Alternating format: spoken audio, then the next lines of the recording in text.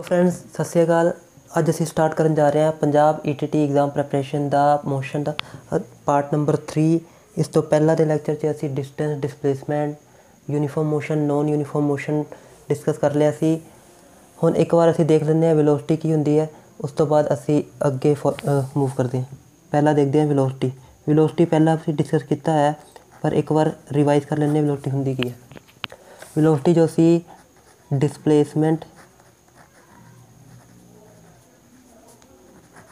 Upon time, तो displacement का unit होंदा मीटर, टाइम का यूनिट होंदा सैकेंड, तो साढ़े कोल वेलोसिटी का यूनिट हो गया मीटर पर सैकेंड। कहने का मतलब है कि अगर किसी परसन की स्पीड 40 मीटर पर सैकेंड है, तो इसका मतलब है कि वो हर सैकेंड हर एक सैकेंड मान लो 0 सैकेंड तो चलना स्टार्ट होया, एक सैकेंड बीत्या उन्हें 40 मीटर डिस्टेंस कवर कर लिया। अगला एक सैकेंड बीत्या उन्हें 40 मीटर डिस्टेंस कवर कर लिया। अगला एक सैकेंड बीत्या फिर उन्हें 40 मीटर डिस्टेंस कवर कर लिया।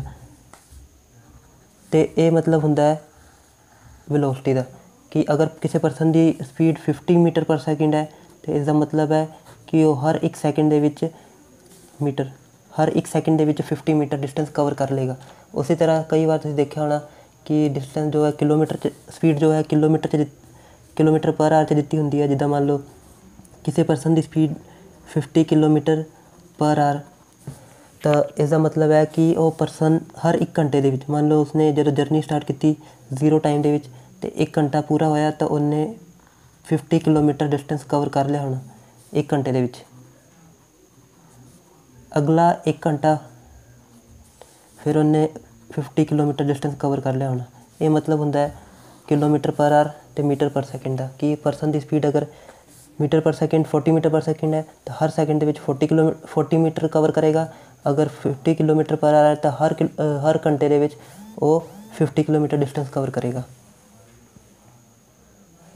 अगर असी वेलोसिटी फाइंड करनी सी, तो डिसप्लेसमेंट नू टाइम नाल डिवाइड किया, साडे कोल आ गई वेलोसिटी। हुण सेम इदा ही एक्सलरेशन है। एक्सलरेशन का मतलब एक्सलरेशन दे विच असी की करांगे, वेलोसिटी नू टाइम नाल डिवाइड करांगे तो सानू मिल जाएगी एक्सलरेशन। तो एक्सलरेशन वेलोसिटी का यूनिट हुणे असी करके हटे हैं, की होएगा मीटर पर सैकेंड। वेलोसिटी का यूनिट मीटर पर सैकेंड, तो टाइम का यूनिट सैकेंड। तो यदा मतलब है कि जो साडा यूनिट हो जाएगा मीटर, इस सैकेंड नीचे चला जाएगा, ये हो जाएगा सैकेंड स्क्वेयर। तो यूनिट हो गया साडे कोल मीटर पर सैकेंड स्क्वेयर। तो ये मीटर पर सैकेंड कहने का मतलब ये है कि एक्सलरेशन का मतलब जिवें मान लो तुसी घरों चलना शुरू किया, तो जो तुसी घरों चलना शुरू किया, असी टाइम तो वेलोसिटी मीन स्पीड दे विच असी रिलेशन फाइंड करते हैं। मान लो जो तुसी चलना शुरू किया उदों टाइम सीगा 0 सैकेंड, तो तुहाडी स्पीड भी सी वेलोसिटी भी सी 0 मीटर पर सैकेंड। स्पीड तुहाडी सी 0 मीटर पर सैकेंड। जो 1 सैकेंड का टाइम हो गया, तो स्पीड तुहाडी होगी 10 मीटर पर सैकेंड। अगले सैकेंड दे विच टाइम कितना हो गया, स्पीड तुहाडी होगी 20 मीटर पर सैकेंड। अगले सैकेंड दे विच तुहाडी स्पीड होगी 30 मीटर पर सैकेंड। तो यदा मतलब है कि जिवें देखो 1 सैकेंड दे विच तुहाडी स्पीड 1 सैकेंड दे विच तुहाडी स्पीड कितनी वधी 10 मीटर पर सैकेंड। अगले 1 सैकेंड दे विच स्पीड कितनी वधी 10 मीटर पर सैकेंड। मतलब जो स्पीड वध रही है कितनी वध रही है 10 मीटर पर सैकेंड। स्पीड तुहाडी वधदी जा रही है। अगले 1 सैकेंड में स्पीड कितनी वधी 10 मीटर पर सैकेंड। तो एक्सलरेशन का मतलब होंदा है चेंज इन वेलोसिटी। वेलोसिटी की हो रही है, चेंज हो रही है, मतलब वध रही है। चेंज इन वेलोसिटी का वधना with respect to time. Velocity change हो रही है, वध रही है, घट रही भी। जो घटेगी उन्होंने असी रिटार्डेशन मोशन बोलांगे। हजे असी एक्सलरेशन बारे समझते हैं। एक्सलरेशन का मतलब जिवें मान लो तुसी बाइक या एक्टिवा दी एक्सलेटर जो एक्सलेट करते हो, तो उदों की होंदा है तुहाडी स्पीड इनक्रीज होंदी है। स्पीड इनक्रीज होंदी है तो टाइम भी इनक्रीज होंदा है। टाइम कॉन्सटेंट नहीं हो सकता, टाइम तो वधदा रहेगा हमेशा। तो तुसी जो एक्टिवा स्टार्ट की तो उदों टाइम 0 सैकेंड सी, तुहाडी स्पीड भी 0 मीटर पर सैकेंड सी। तुसी थोड़ी 1 सैकेंड होया तुसी एक्सलेट किया, तुहाडी स्पीड 0 तो 10 मीटर पर सैकेंड होगी। थोड़ा होर एक्सलरेट किया, 2 सैकेंड बीते, तुहाडी स्पीड होगी 10 मीटर पर सैकेंड। तो कहने का मतलब है कि तुहाडी स्पीड वध रही है, तो यूनिट कित्थों आएगा? वेलोसिटी वध रही है, वेलोसिटी मीटर पर सैकेंड, कितनी स्पीड वध रही है, कितनी स्पीड। अगर मैं कह देता कि तुहाडी एक्सलरेशन है, मान लो कि एक्सलरेशन है 10 मीटर पर सेकेंड स्क्वायर, तो कहने का मतलब है कि 10 मीटर पर सेकेंड ऊपर आएगा अपॉन सेकेंड। तुहाडी जो स्पीड है 10 मीटर सैकेंड राइज हो रही है हर 1 सैकेंड के उत्ते। एक्सलरेशन का मतलब ये होंदा है। जरूरी नहीं कि तुहाडा जिहड़ी तुहाडी एक्सलरेशन हमेशा कॉन्सटेंट हो, क्योंकि हो सकता है अगले 1 सैकेंड के विच तुहाडी स्पीड 8 राइज होवे, हो सकता है अगले 1 सैकेंड के विच तुहाडी स्पीड 9 राइज होवे। ये मैं यूनीफॉर्म एक्सलरेशन का केस लिता है कि मतलब तुहाडी जो स्पीड है हर सैकेंड के विच 10 इनक्रीज़ हो रही है। हुण तुहानूं एक्सलरेशन का मतलब समझ आ गया होना कि हर सैकेंड स्पीड वधी, हर सैकेंड के विच कितनी, उन्होंने ही क्या बोलते असी एक्सलरेशन।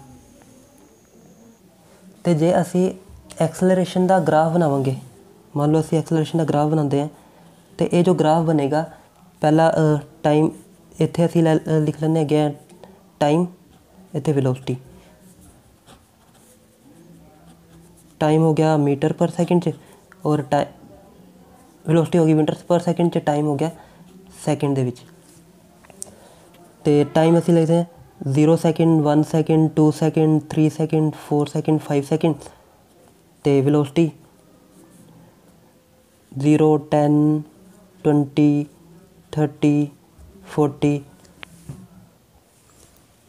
तो जो साडा ग्राफ बनेगा 0, पहला टाइम 0 सी तो वेलोसिटी कितनी सी 0, जो टाइम 1 सैकेंड हो गया तो वेलोसिटी कितनी होगी 1, जो टाइम 2 सैकेंड हो गया तो वेलोसिटी कितनी होगी 20, जो टाइम 3 सैकेंड हो गया तो वेलोसिटी कितनी होगी 30 मीटर पर सैकेंड।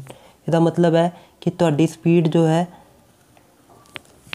हर 1 सैकेंड बाद 10 मीटर पर सैकेंड वधदी जा रही है, तो उसनों असी की बोलांगे एक्सलरेशन।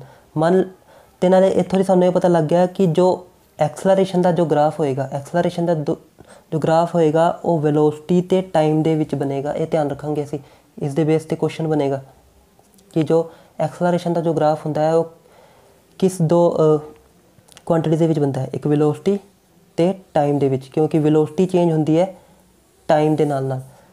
ते जे सानूं पुछ लिया वेलोसिटी का ग्राफ किस दे विच बनता है, तो वेलोसिटी का ग्राफ बनता है डिसप्लेसमेंट ते टाइम दे विच। इत्थे अगर असीं टाइम लवांगे, इत्थे डिसप्लेसमेंट, तो इस दे विच अगर ग्राफ बन रहा है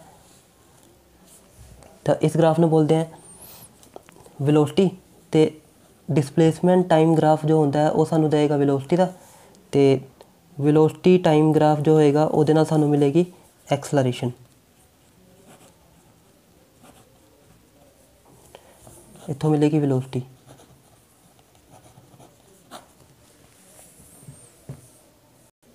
हुण वेलोसिटी टाइम ग्राफ में थोड़ा अगे समझते हैं, जिद्दां मान लो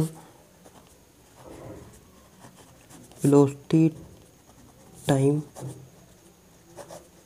ग्राफ,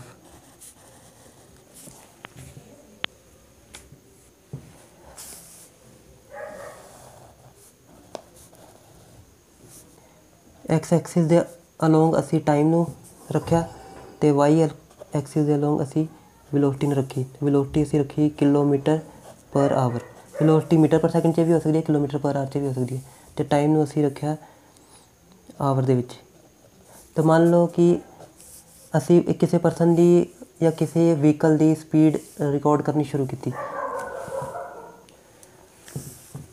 असी किसी परसन की स्पीड रिकॉर्ड करनी शुरू की, तो मान लो उसकी इनिशियल स्पीड सी 40 किलोमीटर पर आवर, स्टार्टिंग च उनकी स्पीड 40 किलोमीटर पर आवर जो असी रिकॉर्ड करना शुरू किया, तो अगले 1 घंटे बाद असी देखा तो उनकी फिर भी स्पीड 40 किलोमीटर पर आ रही थी। अगले 1 घंटे बाद देखा फिर भी उसकी स्पीड 40 किलोमीटर पर आ रही थी, मतलब अगले हर घंटे पहले 1 घंटे बाद देखा तो उसकी स्पीड कितनी सी 40 किलोमीटर पर आवर। अगले 1 घंटे बाद देखा तो उसकी फिर स्पीड सी 40 किलोमीटर पर आवर। उस तो बाद अगले घंटे देखा, अगले तीसरे घंटे देखा तो उसकी स्पीड सी 40 किलोमीटर पर आवर। फिर अगले घंटे देखा तो उनकी स्पीड सी 40 किलोमीटर पर आवर। तो इसका मतलब है कि वो परसन की स्पीड चेंज नहीं हो रही थी, तो केस 'ਚ जो ग्राफ बनेगा वो कुछ इस तरह का बनेगा।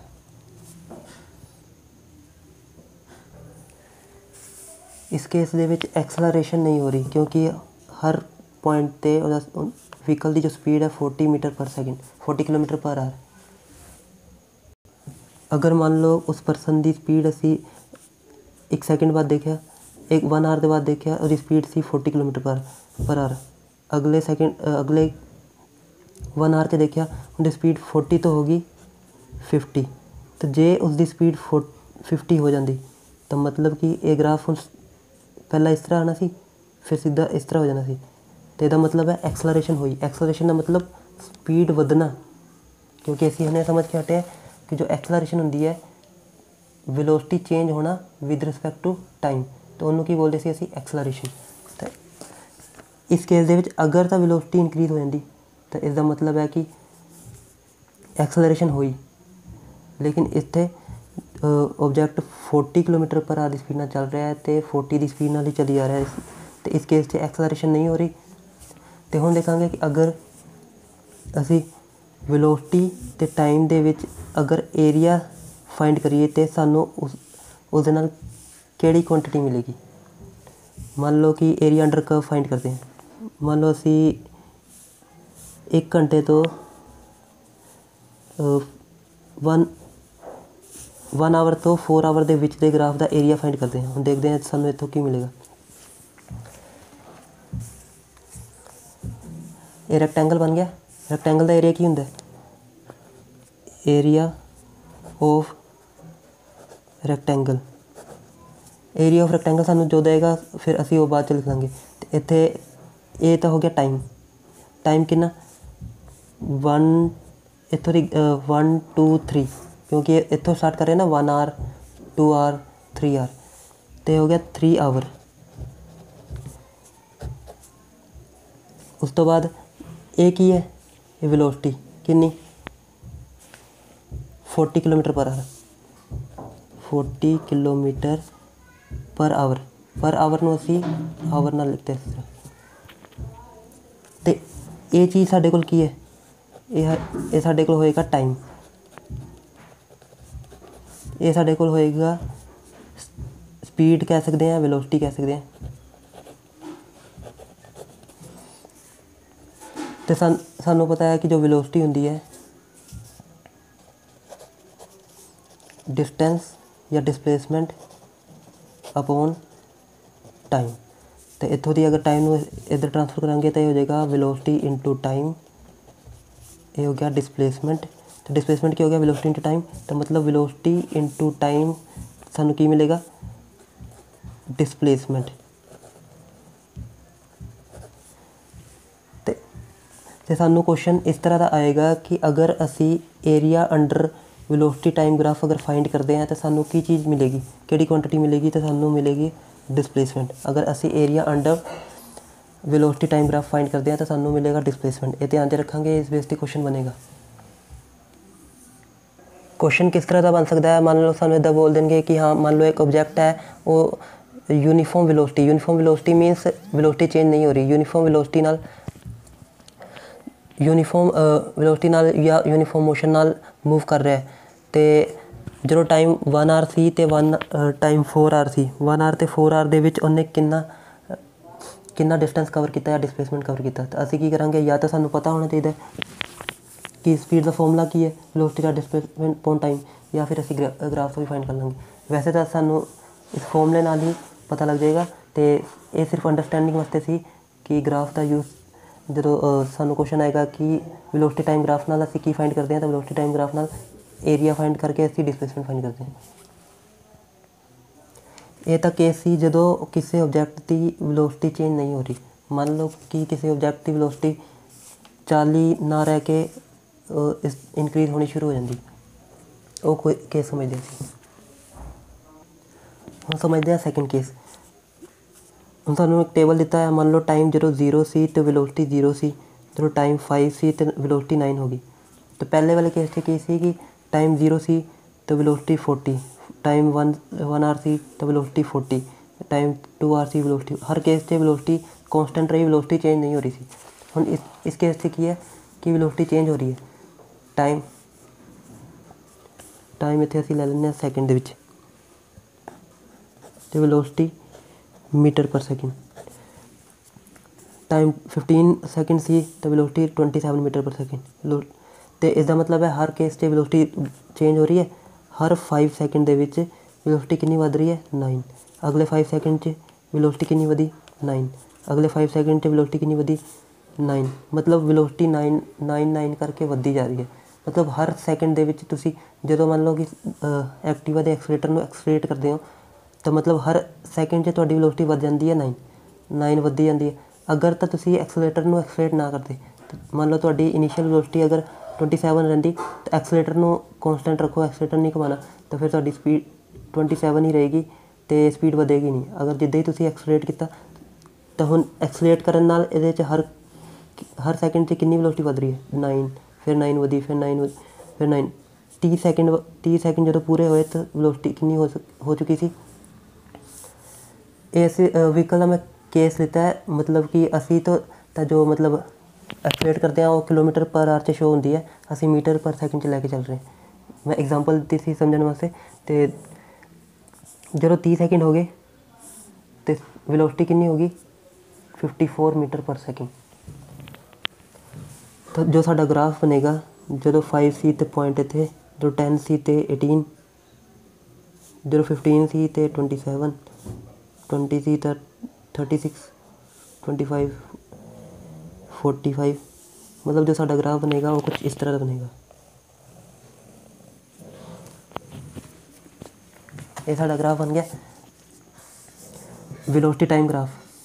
ਅਤੇ ਇਸ ਨੂੰ ਅਸੀਂ ਬੋਲਾਂਗੇ ਯੂਨੀਫਾਰਮਲੀ ਐਕਸਲਰੇਟਡ ਮੋਸ਼ਨ। ਯੂਨੀਫਾਰਮਲੀ ਐਕਸਲਰੇਟਿਡ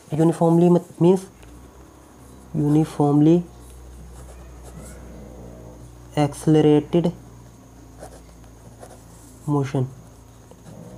ਯੂਨੀਫਾਰਮਲੀ ਐਕਸਲਰੇਟਿਡ ਮੋਸ਼ਨ ਦਾ ਮਤਲਬ ਯੂਨੀਫਾਰਮਲੀ ਮਤਲਬ ਸੇਮ ਟਾਈਮ ਇੰਟਰਵਲ ਦੇ ਵਿੱਚ ਮਤਲਬ ਜਿਵੇਂ ਹਰ 5 ਸੈਕਿੰਡ ਬਾਅਦ ਵੈਲੋਸਿਟੀ 9 ਇਨਕਰੀਜ਼ ਹੋ ਰਹੀ ਹੈ। ਅਗਰ ਅਸੀਂ ਇੱਥੇ ਬੋਲ ਦਿੰਦੇ ਕਿ ਅਗਰ ਪਹਿਲਾਂ 9 ਹੋ ਰਹੀ ਸੀ, ਫਿਰ 15 ਹੋ ਗਈ, ਇਨਕਰੀਜ਼ ਹੋ ਗਈ, ਫਿਰ 27 ਇਨਕਰੀਜ਼ ਹੋ ਗਈ, ਫਿਰ 9 ਇਨਕਰੀਜ਼ ਹੋ ਗਈ, ਤਾਂ ਉਸ ਕੇਸ ਨੂੰ ਅਸੀਂ ਯੂਨੀਫਾਰਮਲੀ ਐਕਸਲਰੇਟਿਡ ਮੋਸ਼ਨ ਨਹੀਂ ਬੋਲਦੇ। ਯੂਨੀਫਾਰਮਲੀ ਐਕਸਲਰੇਟਿਡ ਮੋਸ਼ਨ ਦਾ ਮਤਲਬ ਕਿ ਹਰ ਸੇਮ ਟਾਈਮ ਇੰਟਰਵਲ ਦੇ ਵਿੱਚ ਸੇਮ ਵੈਲੋਸਿਟੀ ਇਨਕਰੀਜ਼ ਹੋਣਾ। ਜਾਂ ਫਿਰ ਜੇ ਅਗਰ ਡਿਕਰੀਜ਼ ਹੋ ਰਹੀ ਹੁੰਦੀ, ਮੰਨ ਲਓ ਕੋਈ ਓਬਜੈਕਟ 54 ਦੀ ਸਪੀਡ ਨਾਲ ਚੱਲ ਰਿਹਾ ਹੁੰਦਾ, ਹਰ ਸੈਕਿੰਡ ਦੇ ਵਿੱਚ ਉਹਦੀ ਸਪੀਡ 9 ਘੱਟਦੀ ਆ ਰਹੀ, ਤਾਂ ਉਹਨੂੰ ਬੋਲਦੇ ਹਾਂ ਅਸੀਂ ਯੂਨੀਫਾਰਮਲੀ ਰਿਟਾਰਡੇਸ਼ਨ ਮੋਸ਼ਨ। ਅਗਰ ਸਪੀਡ ਵੱਧ ਰਹੀ ਹੈ ਤਾਂ ਯੂਨੀਫਾਰਮਲੀ ਐਕਸਲਰੇਟਿਡ ਮੋਸ਼ਨ, ਅਗਰ ਸਪੀਡ ਘੱਟ ਰਹੀ ਹੈ ਤਾਂ ਉਹਨੂੰ ਬੋਲਾਂਗੇ ਯੂਨੀਫਾਰਮਲੀ ਰਿਟਾਰਡੇਸ਼ਨ ਮੋਸ਼ਨ। ਇਹ ਸਾਡੀ ਪੋਜ਼ੀਟਿਵ ਐਕਸਲਰੇਸ਼ਨ ਅਤੇ ਨੈਗੇਟਿਵ ਐਕਸਲਰੇਸ਼ਨ ਦੀ definition. If the velocity of object increases, ਅਗਰ ਓਬਜੈਕਟ ਦੀ ਵੈਲੋਸਿਟੀ ਇਨਕਰੀਜ਼ ਕਰੇ ਵਿਦ ਟਾਈਮ ਦੇ ਨਾਲ, ਕਿਉਂਕਿ ਐਕਸਲਰੇਸ਼ਨ ਕੀ ਹੁੰਦਾ ਹੈ? Velocity upon time. Velocity increase ਕਰੇ with respect to time, its acceleration is positive, ਫਿਰ ਅਸੀਂ ਉਹਨੂੰ ਬੋਲਾਂਗੇ ਪੋਜ਼ੀਟਿਵ ਐਕਸਲਰੇਸ਼ਨ।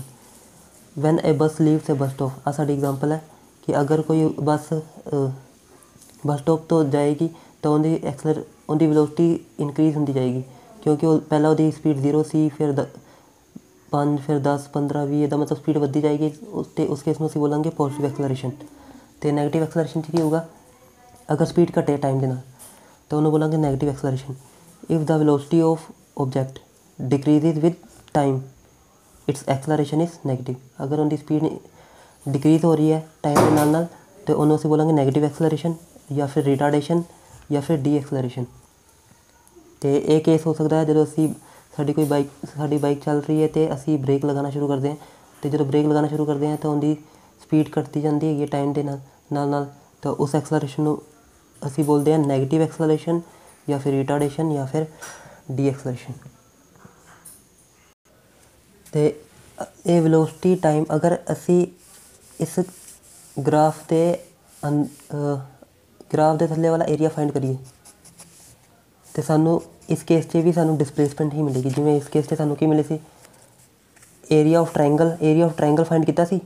ਅਗਰ ਅਸੀਂ ਡਿਸਪਲੇਸਮੈਂਟ 0 ਤੋਂ ਲੈ ਕੇ 4 ਘੰਟੇ ਦੇ ਵਿੱਚ ਵਾਲਾ ਡਿਸਪਲੇਸਮੈਂਟ ਫਾਈਂਡ ਕਰਦੇ ਤਾਂ ਅਸੀਂ ਪੂਰੇ ਰੈਕਟੈਂਗਲ ਦਾ ਏਰੀਆ फाइंड करना सी, लेकिन सानू कदों तक कित्थे तक करना सी 1 ਤੋਂ ਲੈ ਕੇ 4 तक। तो असी इस एरिया ਨੂੰ सिर्फ इन्ना एरिया फाइंड किया तो सानू पता लग गया कि 1 घंटे तो लैके 4 घंटे के विच असी कितना डिस्टेंस कवर किया सी।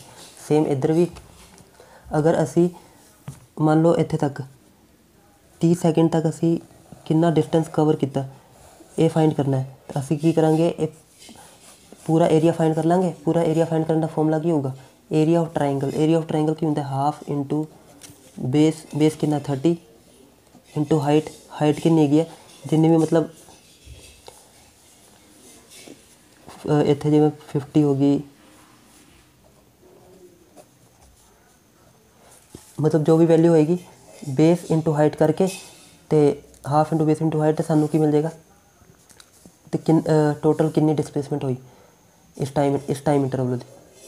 तो ये तो असी अगर पूरे ट्राइंगल का फाइंड किया, मान लो असी फाइंड करना हो 15 सैकेंड तो लैके 25 सैकेंड के विच कितना डिस्टेंस कवर किया। तो हम इस केस से असी ट्राइंगल का फॉर्मूला नहीं लगा सकते। इस केस के ट्राइंगल का फॉर्मूला लगा, क्योंकि यह ट्राइंगल नहीं बन रहा है, इस तरह का ट्रपीजियम बन रहा है कुछ इस तरह का। तो इस केस से सानू की करना पैना, एरिया ऑफ रेक्टेंगल का फॉर्मूला लगा के एरिया ऑफ ट्राइंगल, मतलब एरिया ऑफ रेक्टेंगल क्या होगा, ये मान लो बेस है, ये हाइट है, तो बेस इंटू हाइट प्लस एक ही बन रहा है ट्राइंगल, तो half into base into height. तो इनू ऐड करांगे तो सानू की मिल जाएगा, डिस्प्लेसमेंट मिलेगी। तो असीं देखते हैं रिटार्डेशन का ग्राफ किस तरह का होएगा। रिटार्डेशन के ग्राफ की होगा, मान लो ये साडा ग्राफ है, आ वेलोसिटी, ये टाइम। अगर ऑब्जैक्ट पहला 40 की स्पीड नाल चल रहा सी, 40 किलोमीटर पर आवर, हुण उन्हें ब्रेक मारनी शुरू की, ब्रेक मारता गया तो उनकी स्पीड टाइम तो बढ़ता जाएगा, स्पीड घटती जाएगी। तो मतलब कुछ ग्राफ इस तरह का होएगा। एक टाइम आएगा जो व्हीकल स्टॉप हो जाएगा, तो पॉइंट इत्थे आ जाएगा, तो मतलब इत्थे स्पीड कितनी है 0, तो इस पॉइंट पे स्पीड 0, तो टाइम मान लो कुछ ब्रेक मारन च टाइम लग गया 5 सैकेंड। ये मान लो 5 मीटर पर सैकेंड की स्पीड नाल 40 मीटर पर सैकेंड की स्पीड नाल कोई ऑब्जैक्ट चल रहा सी, तो थोड़ी देर तक ये आ गया, स्पीड यदि 0 होगी। इसका मतलब है कि रिटार्डेशन का ग्राफ कुछ इस तरह का होगा। एक्सलरेशन का ग्राफ इस तरह का सी, रिटार्डेशन का इस तरह। एक्सलरेशन के वेलोसिटी इंक्रीज हो रही सी, टाइम भी बढ़ रहा सी, वेलोसिटी बढ़ रही सी, तो ग्राफ साडा इस तरह सी। इस केस से वेलोसिटी घट रही है, तो ये साडा रिटार्डेशन का ग्राफ होएगा। उस तो बाद कुछ ग्राफ साडे इस तरह के भी हो सकते हैं। ये मान लो वेलोसिटी है, ये टाइम है, तो पहला वेलोसिटी बढ़ रही थी, फिर घट रही थी, फिर बढ़ रही थी, या इस तरह के जो ग्राफ होंगे, इसका मतलब है टाइम वेलोसिटी बढ़ रही है, मतलब एक्सलरेशन हो रही है। असी एक्सलेट कर रहे हैं एक व्हीकल में, तो मतलब वेलोसिटी बढ़ती जाएगी टाइम के नाल, फिर हम ब्रेक लानी शुरू की, तो वेलोसिटी की होएगी घटेगी, तो टाइम तो बढ़ेगा ही, क्योंकि टाइम थोड़ी घट सकता है। तो वेलोसिटी घट रही है, मतलब कि स्पीड घट रही है, स्पीड थल्ले नूं आ रही है, तो टाइम तो हजे भी उधर ही जाएगा, क्योंकि टाइम तो बढ़ रहा है, तो स्पीड घट रही है, तो स्पीड घटती आ रही। फिर असी एक्सलेट करना शुरू करता, फिर स्पीड बढ़नी शुरू होगी, टाइम हजे भी अगे बढ़ेगा, तो वेलोसिटी भी बढ़ती जाएगी। तो मतलब ये साडा ग्राफ हो जाएगा एक्सलरेशन, एक्सलरेशन। तो जे स्ट्रेट लाइन बढ़ती रहे तो उन्होंने बोलते हैं यूनीफॉर्मली एक्सलरेटेड मोशन। तो ये यूनीफॉर्म एक्सलरेशन नहीं हो रही, कभी घट रही है, कभी बढ़ रही है, तो उन्होंने नॉन यूनीफॉर्म एक्सलरेशन हो गया। क्वेश्चन नेक्स्ट साडा, what can you say about the motion of object whose distance time graph. साडे कोल एक डिस्टेंस टाइम ग्राफ है, इस डायरेक्शन से टाइम ले लेना सैकेंड दे विच, इस डायरेक्शन दे विच डिस्टेंस मीटर दे विच। इज़ अ स्ट्रेट लाइन, साडे कोल एक स्ट्रेट लाइन ग्राफ मिल रहा है पैरेलल टू टाइम एक्सिस, मतलब वो स्ट्रेट लाइन जी है और टाइम एक्सिस के पैरेलल है। मान लो टाइम एक्सिस के पैरेलल, ये मान लो 10 मीटर, ये 20 मीटर, ये 30 मीटर। तो मान लो कोई ऑब्जेक्ट ਅਸੀਂ ਜਦੋਂ ਟਾਈਮ 0 ਸੈਕਿੰਡ ਹੋ ਰਹੇ ਸੀ ਤਾਂ ਅਸੀਂ ਦੇਖਿਆ ਸਾਡੇ ਤੋਂ ਕੁਝ ਦੂਰੀ 'ਤੇ 30 ਮੀਟਰ ਦੀ ਦੂਰੀ 'ਤੇ ਇੱਕ ਚੀਜ਼ ਪਈ ਹੋਈ ਸੀ ਜਾਂ ਫਿਰ ਵਹੀਕਲ ਖੜ੍ਹਾ ਸੀ। ਅਸੀਂ 1 ਸੈਕਿੰਡ ਬਾਅਦ ਦੇਖਿਆ, ਫਿਰ ਵੀ ਦੇਖਿਆ ਕਿ ਓਬਜੈਕਟ 30 ਮੀਟਰ ਦੀ ਦੂਰੀ 'ਤੇ ਹੀ ਪਿਆ। ਅਗਲੇ 1 ਸੈਕਿੰਡ ਬਾਅਦ ਦੇਖਿਆ, ਫਿਰ ਵੀ ਓਬਜੈਕਟ 30 ਮੀਟਰ ਦੀ ਦੂਰੀ 'ਤੇ। ਅਗਲੇ 1 ਸੈਕਿੰਡ ਬਾਅਦ ਦੇਖਿਆ, ਫਿਰ ਓਬਜੈਕਟ 30 ਮੀਟਰ। ਮਤਲਬ ਕਿ ਅਗਰ ਇਹਦਾ ਮਤਲਬ ਹੈ ਕਿ ਓਬਜੈਕਟ ਆਪਣੀ ਜਗ੍ਹਾ ਤੋਂ ਹਿੱਲਿਆ ਨਹੀਂ। ਤਾਂ ਅਗਰ ਕੋਈ ਲਾਈਨ ਟਾਈਮ ਐਕਸਿਸ ਦੇ ਪੈਰਲਲ ਹੈ ਡਿਸਟੈਂਸ ਟਾਈਮ ਗ੍ਰਾਫ ਦੇ ਵਿੱਚ, ਤਾਂ ਇਹਦਾ ਮਤਲਬ ਹੈ ਕਿ ਓਬਜੈਕਟ ਰੈਸਟ 'ਤੇ ਹੈ। Object is at rest. ਇਹ ਧਿਆਨ ਰੱਖਾਂਗੇ ਡਿਸਪਲੇਸਮੈਂਟ ਟਾਈਮ ਗ੍ਰਾਫ ਦੇ ਵਿੱਚ। ਨੈਕਸਟ ਕੁਐਸਚਨ ਹੈ ਸਾਡਾ, what can you say about the motion of object if its speed time graph is a straight line parallel to time axis. ਇਸ ਵਾਰ ਸਾਡੇ ਕੋਲ ਹੈ ਜੋ ਗ੍ਰਾਫ ਸਪੀਡ ਟਾਈਮ ਗ੍ਰਾਫ, ਇਸ ਡਾਇਰੈਕਸ਼ਨ 'ਚ ਟਾਈਮ, ਇਸ ਡਾਇਰੈਕਸ਼ਨ 'ਚ ਸਪੀਡ। ਅਤੇ ਜੇ ਸਾਨੂੰ ਕਿਹਾ ਮੰਨ ਲਓ ਟਾਈਮ ਹੈ 1 ਸੈਕਿੰਡ, 2 ਸੈਕਿੰਡ, 3 ਸੈਕਿੰਡ, 4 ਸੈਕਿੰਡ, ਅਤੇ ਵੈਲੋਸਿਟੀ ਹੈ 5 metre per second, 10 metre per second, 15 metre per second, 20 metre per second. ਅਤੇ ਸਾਨੂੰ ਕਿਹਾ ਹੈ ਕਿ ਜੋ ਸਟ੍ਰੇਟ ਲਾਈਨ ਹੈ ਉਹ ਪੈਰਲਲ ਹੈ ਟਾਈਮ ਐਕਸਿਸ ਦੇ, ਮਤਲਬ ਟਾਈਮ ਐਕਸਿਸ ਦੇ ਪੈਰਲਲ ਅਸੀਂ ਇੱਥੇ ਕਿਤੇ ਬਣਾ ਲੈਂਦੇ। ਅਤੇ ਇਹਦਾ ਮਤਲਬ ਹੈ ਕਿ ਅਸੀਂ 1 ਸੈਕਿੰਡ ਬਾਅਦ ਦੇਖਿਆ ਤਾਂ ਸਪੀਡ ਕਿੰਨੀ ਸੀ 20। ਅਗਲੇ ਸੈਕਿੰਡ 'ਚ ਦੇਖਿਆ ਸਪੀਡ ਕਿੰਨੀ ਸੀ 20। ਅਗਲੇ 1 ਸੈਕਿੰਡ 'ਚ ਦੇਖਿਆ ਸਪੀਡ ਕਿੰਨੀ ਸੀ 20। ਅਗਲੇ 1 ਸੈਕਿੰਡ ਬਾਅਦ ਮਤਲਬ 4 ਸੈਕਿੰਡ ਹੋ ਗਏ, ਸਪੀਡ ਹਜੇ ਵੀ 20। ਤਾਂ ਇਹਦਾ ਮਤਲਬ ਹੈ ਕਿ ਜੋ ਓਬਜੈਕਟ ਹੈ ਉਹ ਯੂਨੀਫਾਰਮ ਮੋਸ਼ਨ ਨਾਲ ਮੂਵ ਕਰ ਰਿਹਾ, ਮਤਲਬ ਨਾ ਉਹਦੀ ਸਪੀਡ ਵੱਧ ਰਹੀ ਹੈ ਨਾ ਉਹਦੀ ਸਪੀਡ ਘੱਟ ਰਹੀ ਹੈ। ਅਤੇ ਇੱਥੇ ਬੋਲਾਂਗੇ object is moving with uniform motion या फिर constant velocity motion. Constant velocity means velocity change नहीं हो रही, constant velocity motion. Next question, what is the quantity which is measured by area occupied below the velocity time graph.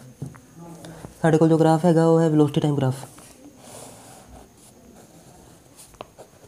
Time ਅਤੇ ਇਸ 'ਤੇ velocity. ਅਤੇ velocity time graph ਦੇ ਵਿੱਚ ਮੰਨ ਲਓ ਇੱਕ ਜੋ ਅਸੀਂ ਥੋੜ੍ਹੀ ਦੇਰ ਪਹਿਲਾਂ ਕਰ ਕੱਟੇ, ਮੰਨ ਲਓ ਓਬਜੈਕਟ ਕਾਂਸਟੈਂਟ ਵੈਲੋਸਿਟੀ ਨਾਲ ਮੂਵ ਕਰ ਰਿਹਾ, ਅਤੇ ਅਗਰ ਅਸੀਂ ਏਰੀਆ ਇਹਦੇ ਥੱਲੇ ਦਾ ਏਰੀਆ ਫਾਈਂਡ ਕਰੀਏ, ਏਰੀਆ ਅੰਡਰ ਦੀ ਕਰਵ ਫਾਈਂਡ ਕਰੀਏ, ਤਾਂ ਉਹਦੇ ਨਾਲ ਸਾਨੂੰ ਕੀ ਮਿਲੇਗਾ। ਹੁਣੇ ਥੋੜ੍ਹੀ ਦੇਰ ਪਹਿਲਾਂ ਅਸੀਂ ਕੁਐਸਚਨ ਕਰਕੇ ਹਟੇ ਕਿ ਅਗਰ ਵੈਲੋਸਿਟੀ ਟਾਈਮ ਗ੍ਰਾਫ ਦੇ ਵਿੱਚ ਏਰੀਆ ਅੰਡਰ ਕਰਵ ਫਾਈਂਡ ਕਰੀਏ ਤਾਂ ਸਾਨੂੰ ਜੋ ਕੁਆਂਟਿਟੀ ਮਿਲੇਗੀ ਉਹ ਮਿਲੇਗੀ distance displacement equal to velocity into time, क्योंकि यहाँ वेलोसिटी है या time, velocity height width length into width, तो लेंथ इंटू विड्थ की मिले सानू डिस्प्लेसमेंट। ये असी ये समझ के हटे थे। ਹੁਣ ਸਾਡੇ ਕੋਲ ਕੁਝ ਫਾਰਮੂਲਾਜ਼ ਹੈ ਉਹ ਡਿਸਕਸ ਕਰ ਲੈਂਦੇ ਹਾਂ, ਉਸ ਤੋਂ ਬਾਅਦ ਅਸੀਂ ਕੱਲ੍ਹ ਦੇ ਲੈਕਚਰ ਦੇ ਵਿੱਚ ਉਹਦੇ ਬੇਸ 'ਤੇ ਕੁਐਸਚਨਸ ਕਰਾਂਗੇ। ਫਸਟ ਫਾਰਮੂਲਾ ਸਾਡੇ ਕੋਲ v equal to u plus A T. ਇੱਥੇ ਜੋ v ਹੈ ਉਹਨੂੰ ਉਸਨੂੰ ਬੋਲਾਂਗੇ ਅਸੀਂ final velocity, u initial velocity, a acceleration, T time. ये साडा फर्स्ट फॉर्मूला। सेकंड फॉर्मूला है V square minus U square equal to 2as। V final velocity, U initial velocity, A acceleration, S मतलब displacement.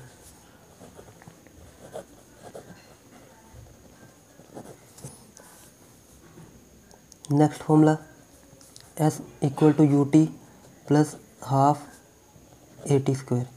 S displacement, U initial velocity, T time, ए acceleration. ये साढ़े को तीन फॉर्मूले है, इन्होंने यूज़ करके असी कुछ क्वेश्चंस करांगे तो इनू डिटेल से कल डिस्कस करांगे।